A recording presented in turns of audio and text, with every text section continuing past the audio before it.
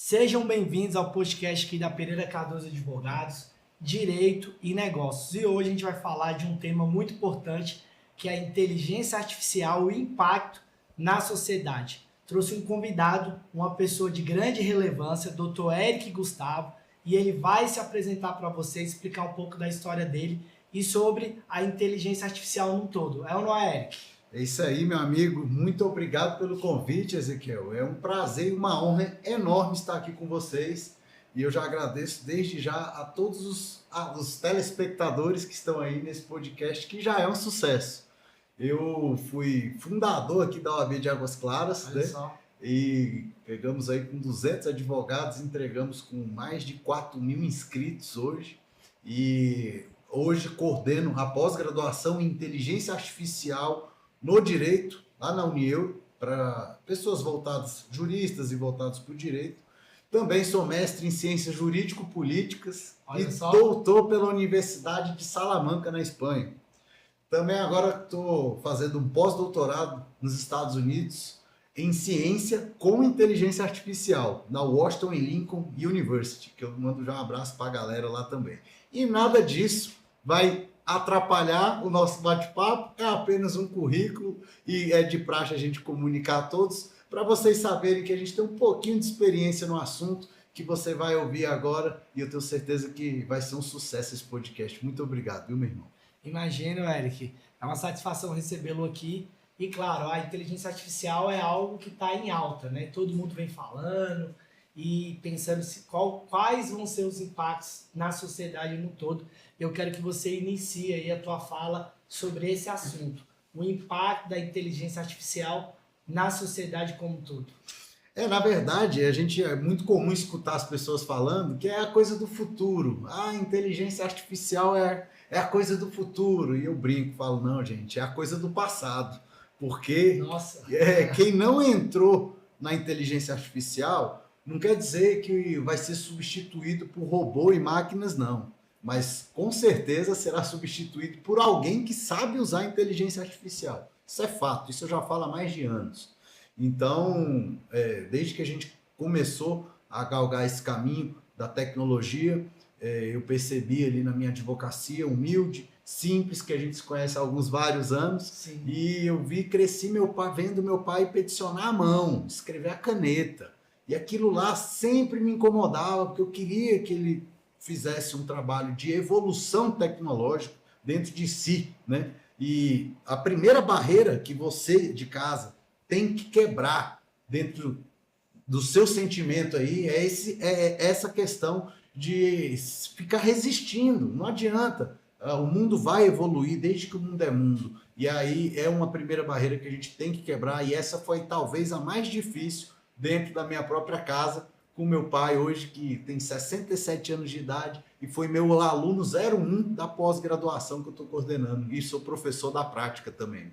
Olha só, claro que a inteligência artificial, acredito que ela vai contribuir muito com a aceleração do trabalho, né? Então você consegue produzir muito mais com uma ferramenta, desde que você, claro, consiga operar ela de forma prática e eficiente. Então, assim, sobre as inteligências artificiais, o que você pode falar para a gente sobre isso? Bom, vamos lá. Primeira coisa, eu digo sempre para todos que me acompanham, a inteligência artificial é um ótimo, talvez o melhor ponto de partida, mas o pior ponto de chegada. O que isso quer dizer? Que você não pode simplesmente pedir para a inteligência artificial qualquer coisa com um prompt simples lá e pegar aquilo e ter como verdade absoluta ou como uma petição de um advogado. Então, isso é um erro tremendo que o ser humano está cometendo, e muitos cometem. Então, antes de tudo, ética e responsabilidade.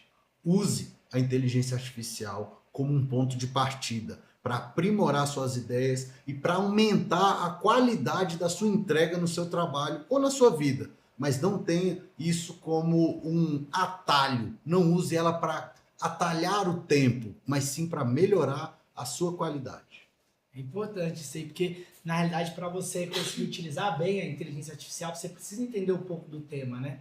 Se as respostas estão aí na internet, na inteligência artificial, a questão é se você sabe fazer a pergunta certa. E sobre isso, Eric, você como professor e mentor de vários alunos da inteligência artificial, o que você pode falar para a gente sobre os prompts, sobre perguntar de forma coerente para ter uma resposta mais assertiva e tratar esses dados? Então, na verdade, muita gente fica assustada quando eu falo isso, mas por incrível que pareça, os alunos que pegam mais rápido todo esse trâmite aí de uso da IA são os alunos que menos têm conhecimento de informática, de tecnologia, porque o outro a gente tem que quebrar muitas objeções de pessoas que já têm ali aquele trato com tecnologia, sabe? Então a gente pega essas pessoas que têm menos conhecimento e elas conseguem captar a mensagem. E o melhor dos mundos é quando você consegue unir a experiência profissional com o aprendizado e implementação de inteligência artificial. Porque, meu amigo, se tem uma coisa que máquina nenhuma consegue te substituir, é na sua experiência profissional e na sua inteligência. Eu digo que é um cérebro acessório que você tem, que você carrega, só que ele não tem o maior dos comandos. Ele tem acesso irrestrito à internet, ele busca qualquer dados, mas ele não tem o maior dos comandos, que é justamente aquele que vai comandar o outro cérebro, que é o seu principal. E quando o seu principal está munido de experiência, de informação de vida, ele consegue fazer as perguntas certas e direcionar aquele mundo de dados que tem ali o outro cérebro que tem acesso integral à internet. Boa reflexão essa que você trouxe. Eu nunca tinha pensado assim, sabia, Eric? Essa ideia aí sua tem muita coerência. E sobre o mercado de trabalho, você acredita que em razão da inteligência artificial a gente vai sofrer muito com relação a desempregos ou algo nesse sentido? Porque assim, se eu precisava antes de 10 profissionais para produzir um trabalho e hoje 2 sabendo operar IA conseguem desenvolver todo esse trabalho, o que você acredita sobre isso? Vai ter um impacto sobre o mercado de trabalho ou não? Na verdade, esse impacto já existe, né? Já temos empresas que demitiram mais de 50% dos seus colaboradores com a implementação de inteligência artificial. Eu presto aí não vai ser uma mentoria, porque eu tenho a mentoria que são advogados ou juristas que querem aprender a usar a inteligência artificial na sua vida. Essa é a minha mentoria. Só que eu também faço uma personalização premium de escritórios de advocacia para uso da inteligência artificial. E ali, meu amigo, eu garanto que pelo menos 50% do seu trabalho você vai conseguir otimizar. E esse 50% não reflete só em tempo que você vai economizar, reflete também na equipe. Agora, o que eu acho e sinto que está acontecendo é uma mudança de atmosfera, de como que empreendedores vão visualizar isso.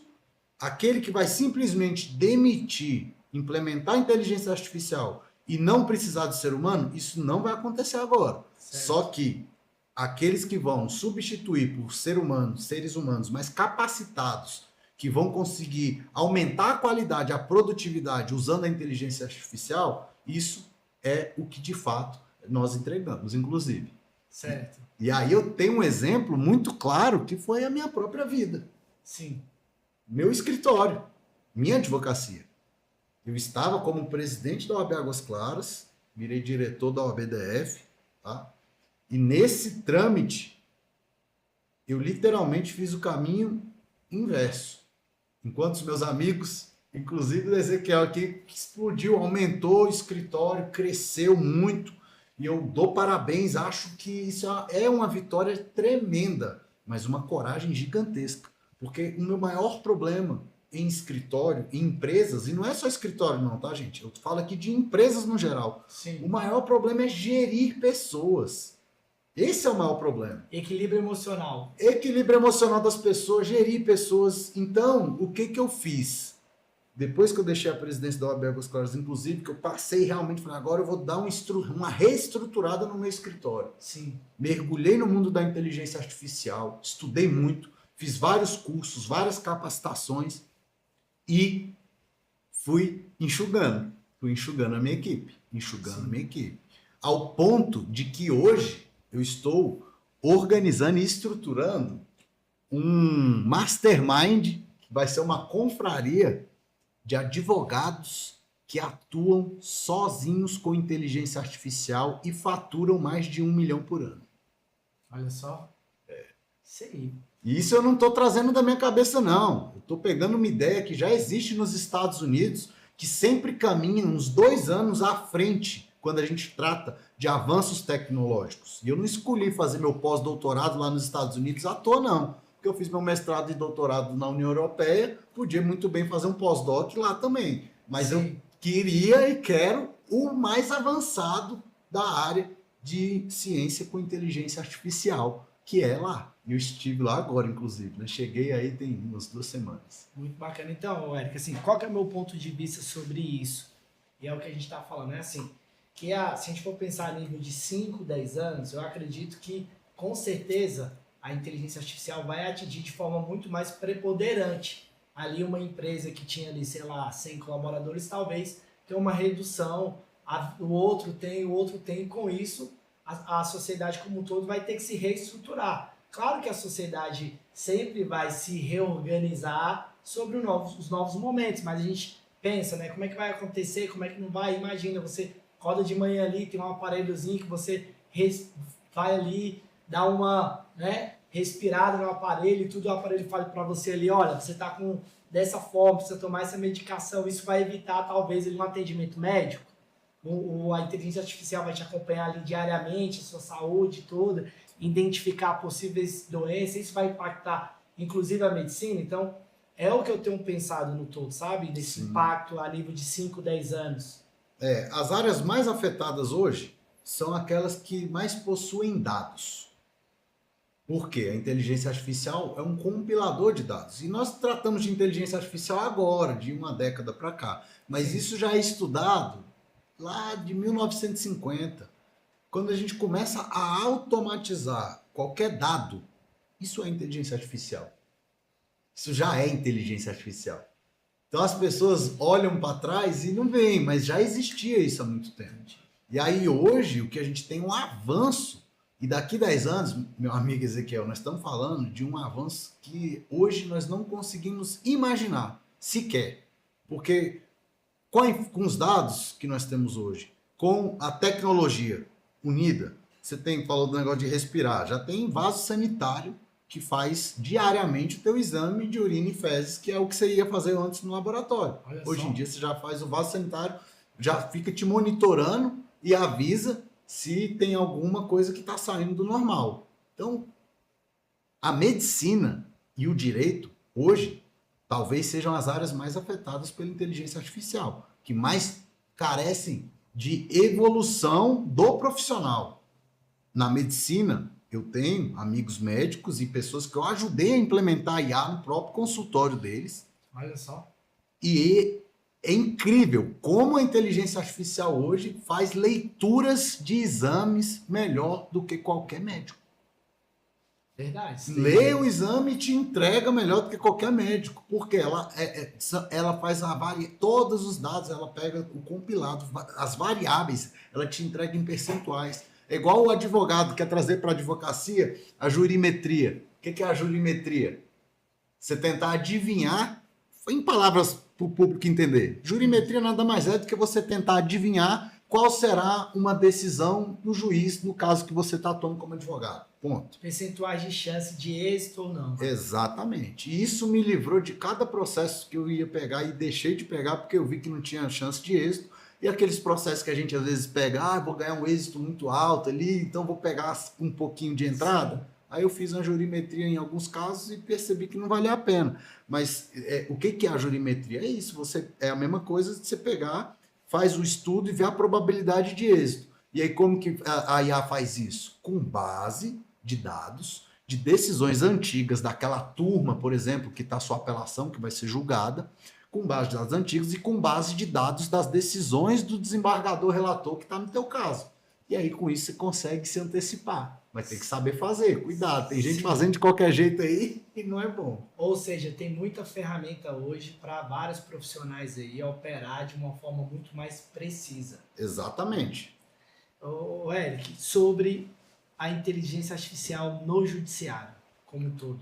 Que ali é os juízes, servidores. O que você tem visto hoje, como eles têm utilizado a inteligência artificial? Cara, eu vou responder essa sua pergunta e vou aproveitar para responder as duas já no embalo. Ferramentas de inteligência artificial e o uso pelo judiciário. Então, se você que me assiste é operador do direito e não utiliza inteligência artificial, eu sinto muito te informar, mas não tem como você falar de paridade de armas, sendo que o próprio TJDFT hoje tem um convênio com a Microsoft, uma das empresas de tecnologias mais avançadas do mundo. E eles usam a inteligência artificial já com regulamentação do tribunal. Já são autorizados a utilizarem a IA dessa forma. E aí você, advogado que peticiona ainda a caneta com um livro, que eu acho lindo, meu pai faz isso até hoje, só que agora ele faz com tudo junto. Ele puxa o livro, puxa a caneta e abre na IA. Olha só. E a IA, já falando de ferramentas, falei do tribunal, que ele já utiliza dessa forma, e agora eu vou falar sobre para o advogado ou para o operador do direito, seja um assessor, um analista judiciário, enfim, qualquer coisa. Hoje nós temos, e meus alunos lá aprendem, que não adianta você utilizar, ainda não existe a pomada milagrosa. Não existe aquela inteligência artificial que você vai contratar e que vai substituir 10 advogados do seu escritório ou que vai te substituir. Esquece, isso não existe. Então hoje ainda nós utilizamos aí, tem petições mais complexas que eu chego a usar até 8 plataformas de inteligência artificial. Para comparar uma com a outra? Não só comparar, é porque ainda a gente precisa de uma que faz uma checagem melhor, por exemplo, uma auditoria, uma pesquisa na internet, a gente usa muita Perplexity, faz uma que constrói a linha de raciocínio, uma que faz uma análise do processo melhor. A gente bota ali no notebook LM, que ainda é o melhor leitor de PDFs, então ele lê todo o processo, ele pega, capta um tamanho, então tem muitos detalhes. Sim. Aí eu vou começar a uma ideia da escrita. Aí eu uso uma plataforma de inteligência artificial que eu criei e depois até uso hoje uma de um professor meu, porque a gente criou um engenheiro de prompts. Porque não adianta você falar, passa a contestação para mim e botar lá o processo. Vai sair um desastre, vai sair horrível. Não, eu uso só inteligência artificial gratuita. Então você fique satisfeito com os 15% que ela vai te entregar, que você não vai passar de 15%. Sim. Então tem que escolher pelo menos 3 ou 4 ferramentas. Hoje ainda, o cloud, aquele laranjadinho. Eu gosto da cor laranja, hein? Aquele cloud tem que estar entre as ferramentas para o operador do direito, porque ela hoje é uma ferramenta indispensável. Tá? Cloud, eu uso Gemini, Cloud, Perplexity, Notebook LM e inclusive uma assinatura que a gente fez lá para os alunos e pela universidade, já sai um pacote do Google. Então várias do Google a gente já faz num pacotezinho que os alunos conseguiram lá. Tá? Certo. Então, em resumo, assim, acho que eu consegui responder plataformas, judiciário e podemos avançar na pauta do judiciário ainda, falando da questão da ética também. Porque há muito advogado saindo em blogs, em canais de notícias, usando inteligência artificial, inventou a jurisprudência. Isso é a coisa mais comum do mundo. Até evoluiu muito com relação a isso, as próprias IAs. Mas você pega hoje também as ferramentas, teve sentença também, que saiu com os de IA sem querer, teve parecer de promotor que saiu lá, o comando no começo. Várias notícias. Então, cara, deixa eu falar para vocês, não tem jeito, é o risco que todo mundo corre. Quando começou o Google? Quando começou a internet? Você usava a internet? Você ia fazer monografia, o professor ia lá olhar se você copiou da internet ou não, colocava lá e buscava para saber se você estava... É o mesmo risco. Todo mundo vai usar, tem que saber usar. E tem que aprender a usar, e tem que verificar. Então, é a mesma coisa. Agora, você não evoluir ou não querer usar com medo, então não faz sentido. E tem que adequar também a tua linha de raciocínio, eu acredito, dentro daquilo que você quer, melhorando, criando teses, e por aí vai. É isso. Então, assim, o judiciário está utilizando, então... E o advogado que está arcaico aí, imaginando que ele vai ter a varinha mágica para defender muitos assuntos, ele vai sucumbir ali em vários pedidos, vamos dizer assim. Então, meu amigo, deixa eu te falar uma coisa. se você pega tem robôs hoje, todos os tribunais superiores fazem a admissibilidade de recursos com robôs. Então, assim, a chance e até a nossa chance hoje de subir um recurso especial, um recurso de revista, um tribunal superior, são maiores do que antigamente. Porque se você sabe que vai ser feita a admissibilidade por robô, se você tem como estudar a probabilidade e como driblar esse robô para ele não recusar seu recurso, é isso. Cara, eu consegui subir recurso de revista que tinha uns que eu falava, não vai subir. Depois que eu comecei a usar IA, eu subi. A argumentação certa. Certa, que já sabe como é que vai ser utilizado. Só que aí a gente vai num outro espectro aí, que aí eu acho que é pauta aí também pra gente falar do judiciário. Sim. Ô, Eric, e sobre o combate à corrupção e a utilização da inteligência artificial sobre esse tema, o que você tem a dizer? Que aí, claro, a gente está vivendo um momento muito precário no Brasil aqui sobre a corrupção, sobre toda a situação que envolve inclusive o judiciário, o meio político, legislativo e por aí vai. Então é triste o momento que a gente está passando. O que você tem a dizer sobre isso? Cara, eu costumo dizer que a IA não é a solução do mundo, mas que ela vai ajudar a chegar nas soluções, ela vai. Olha só. E aí, por que eu te falo isso? Hoje, eu monto um dossiê de qualquer político, de qualquer decisão de juiz, de qualquer magistrado, de qualquer pessoa ou de qualquer coisa em minutos. Não vou falar segundos, não. Vou ser mais coerente, mas em minutos a gente puxa aqui, ó, em minutos eu consigo te entregar um dossiê de todas as pessoas que estão ligadas ao caso do Banco Master, do BRB, qual é a ligação, em minutos, poucos minutos. Rapaz, o pessoal da Polícia Federal vai pedir apoio para você então, hein, doutor? Se eles estiverem assistindo aqui. Ele já tem uma frente, a Polícia Federal, de inteligência, de uso da inteligência artificial. A Polícia Federal, o Ministério Público Federal, inclusive, tem um professor lá, o doutor Luiz Fernando, da nossa pós-graduação. Um abraço para o professor Luiz Fernando, que é perito da Polícia Federal, do Ministério Público Federal, desculpa, perito do Ministério Público Federal na questão de investigações de criptomoedas. Sensacional. Outra coisa que também está tudo junto. Está tudo junto aí. Criptomoedas, as investigações, 90%, se eu não me engano, eu posso estar enganado com o número, Ezequiel, mas eu acho que eu ouvi 90% do professor dos crimes de lavagem de dinheiro hoje, investigados aí no Brasil, tem envolvimento com criptomoedas. Que é uma forma mais simplificada de você ocultar patrimônio, né? Mais difícil, a rastreabilidade fica mais um pouco desafiadora. Então, o que acontece? Hoje, com o atual cenário político, econômico e financeiro do Brasil e do Distrito Federal em especial, que acabou virando o foco de toda esses masters desvios e aí que nós estamos acompanhando, sim, né? Por quê? Porque o BRB acabou entrando nessa onda, né? Acabou entrando, não. Colocaram o BRB nisso. E aí, meu amigo, virou internacional a vergonha que nós estamos passando, né? Então, acho que temos que atuar. Você, cidadão de bem, cidadão que não está satisfeito com o que está acontecendo, você pode, inclusive, já com a própria inteligência artificial, com a tecnologia, ou mesmo começando uma mudança dentro de você. Porque não tem como a gente combater uma corrupção, falar, vou usar o que há de mais tecnológico agora na vida e na inteligência artificial e vou fazer algo muito complexo. Cara, começa mudando dentro de você. Começa mudando aquela corrupção que nasce ali dentro de você, ou aquele sentimento ruim. Começa a olhar para o próximo, fazer o bem, sabe? Se você conseguir fazer essa mudança primeiro, as outras, eu te garanto que a sociedade vai ajudar e vai conseguir chegar no que eu vejo como um mundo melhor aqui para a gente viver. Então, Eric, eu conhecendo você há mais de 20 anos, a gente é ali amigo há muitos anos mesmo, de fato, antes de sermos ali operadores do direito, como advogados, você sempre teve esse senso de revolta ao sistema. Tanto é assim que a gente começou nas comissões lá de Direito Empresarial na OAB juntos, e de repente você encampou lá nas comissões e acabou se tornando aí presidente da subseção de Águas Claras, claro, por um mérito que você tem. E aí eu quero que você fale um pouco mais sobre isso.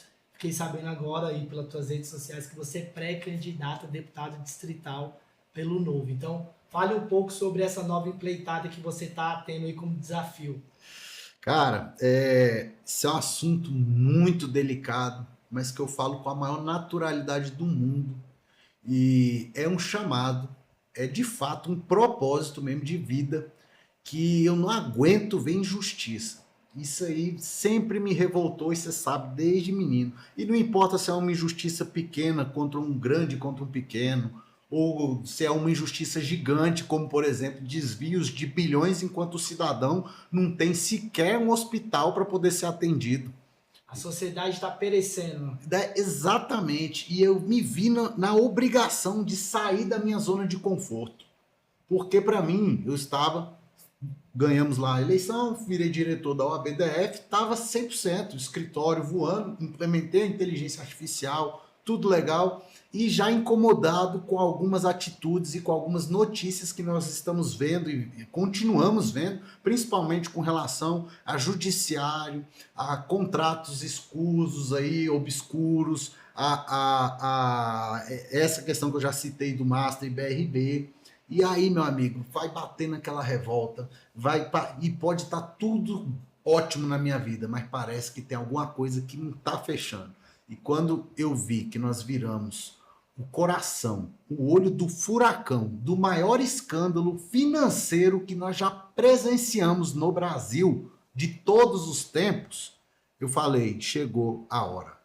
E aí, meu amigo, renunciei a OAB, o cargo de diretor, que é um cargo muito concorrido e cobiçado por todos que querem fazer parte de OAB. E aí não é uma indignação contra sistemas ou contra qualquer judiciário ou contra poderes, não é isso. É simplesmente mesmo para poder lutar pelo justo.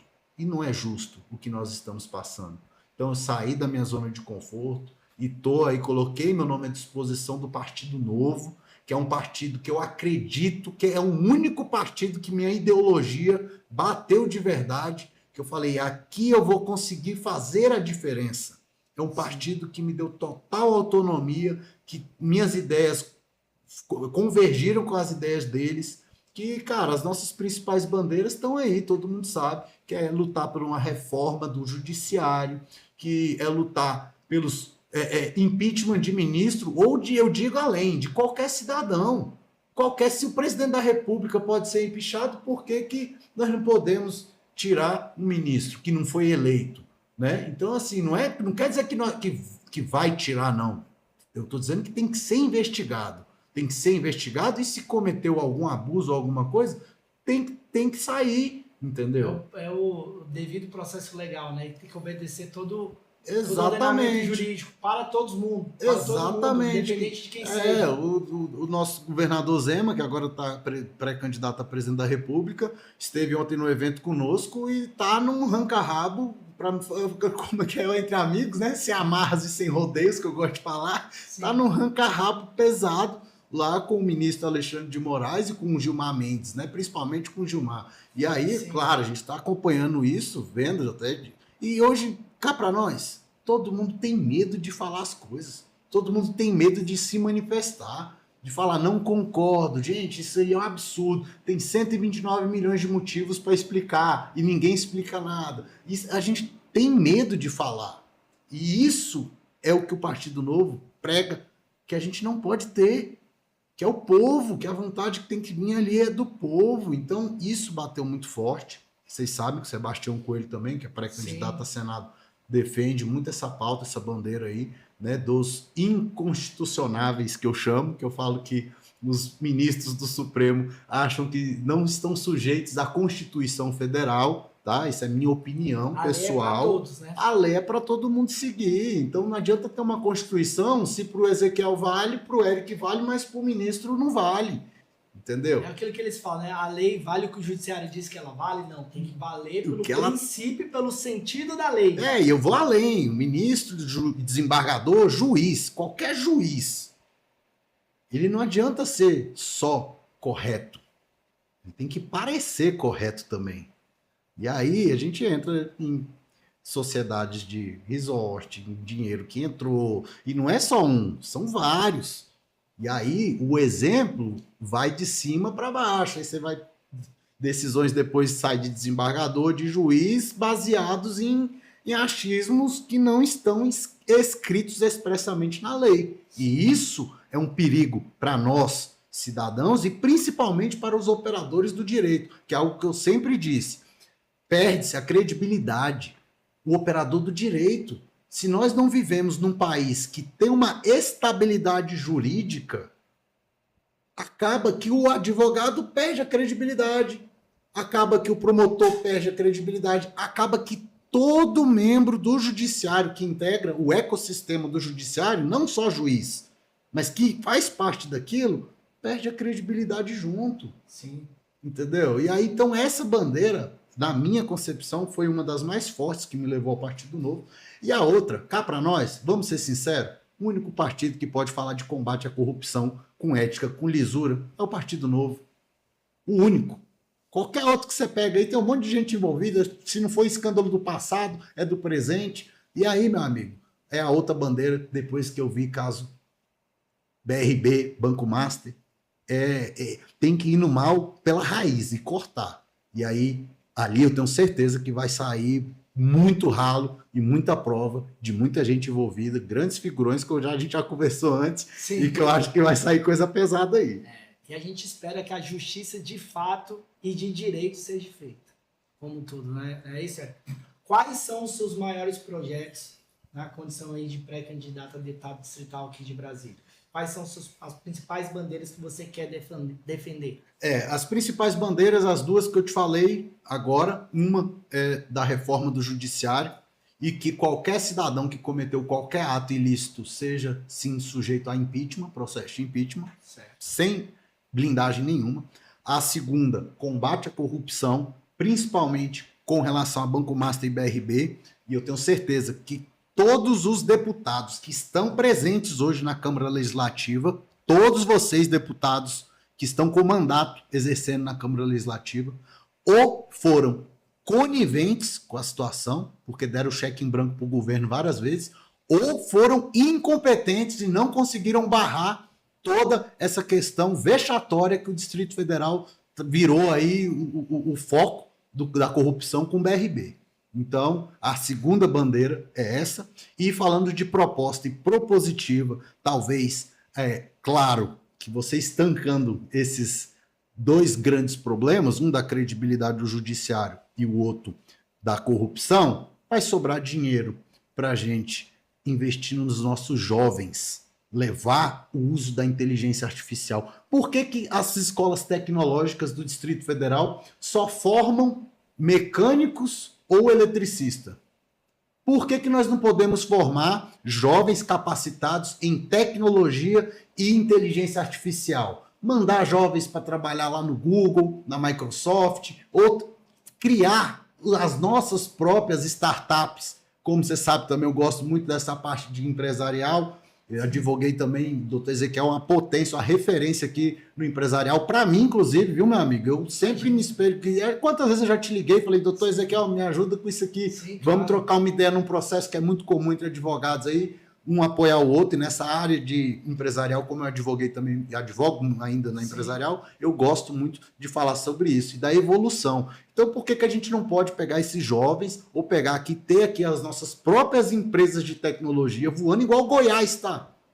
Goiás hoje é uma referência do Brasil. O curso de inteligência artificial da UFG é uma referência no Brasil. Os caras já conseguem captar dinheiro pro Estado. Olha só, e o Distrito Federal estagnado nisso. Por que a gente não consegue criar e montar os nossos próprios data centers? Por que não tem energia? E por que não tem energia? Porque só aqui no Distrito Federal, a Neoenergia disse que para você ter uma usina fotovoltaica, você precisa ter um armazenador de energia que só pode jogar na rede de madrugada. E ele custa mais caro do que a sua própria usina. Mas você vai aqui no Goiás, os meus clientes que eu atuava nessa área de montar a usina de fotovoltaica, todos foram para o Goiás. Porque lá ele monta, tem ainda benefícios do governo, tem estímulos do governo. e ele ainda entrega energia. Aí você pega que esses data centers puxam energia danada, lá na China, por exemplo, e aqui eu fiz uma proposta dessa na frente de uma comissão parlamentar de inteligência artificial que eu faço parte. Sim.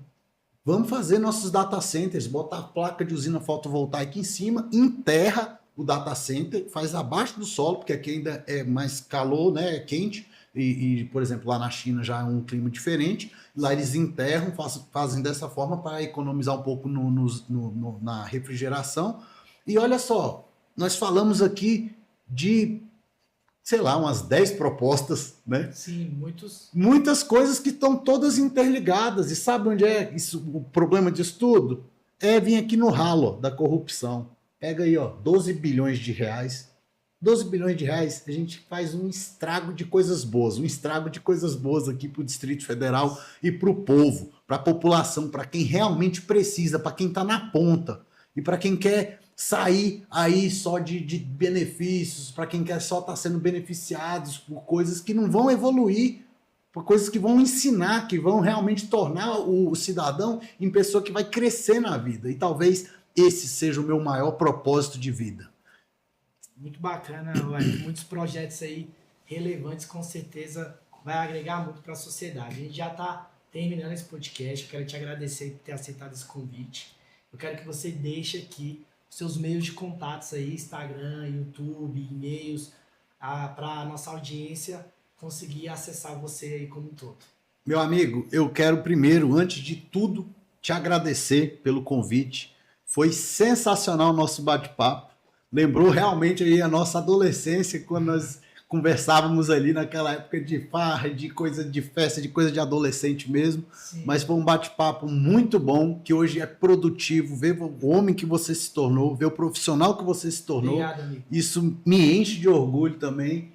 E é do coração mesmo, você sabe, o cara que eu sou, às vezes eu sou sincero até demais, né? E algumas pessoas não conseguem entender isso, né? A sinceridade, você tem que estar pronto. Fala assim, se você quer perguntar algo pro Eric, você esteja preparado para a resposta. Exatamente, às vezes eu digo que é talvez até um defeito, passa de ser uma qualidade. Dá mais para esse mundo aí de política, de sociedade que a gente vive hoje em dia, que tudo é tão falso, tão, sabe, irreal, tem que ser tão maquiado. E eu sou eu, cara, esse cara de peito aberto, de coração aberto, que tô aqui tecendo esses elogios, porque você é um cara digno e que merece. E o bom também tem que ser dito. O óbvio, o bom também tem que ser dito. Então, deixa aqui registrado. Quero passar minhas redes sociais, todas são iguaizinhas. Dr. Eric Gustavo. Eric sem K. Você me acha em tudo, no YouTube, no Instagram, TikTok, X. Hoje eu tenho todas as redes sociais, estamos nos adaptando com isso, mas pode seguir lá que vai ser um prazer enorme ter vocês aqui. E se eu posso finalizar deixando um recado, deixando uma mensagem, acho que na pegada que eu estava falando ali de propósito de vida, eu escutei isso de uma pessoa muito próxima que falou assim para mim, falou, Dr. Eric, se algo te incomoda muito, te tira do sério, tira sua paz, tira seu sono, aquilo que te deixa mesmo incomodado, muito provavelmente ali está o seu propósito de vida.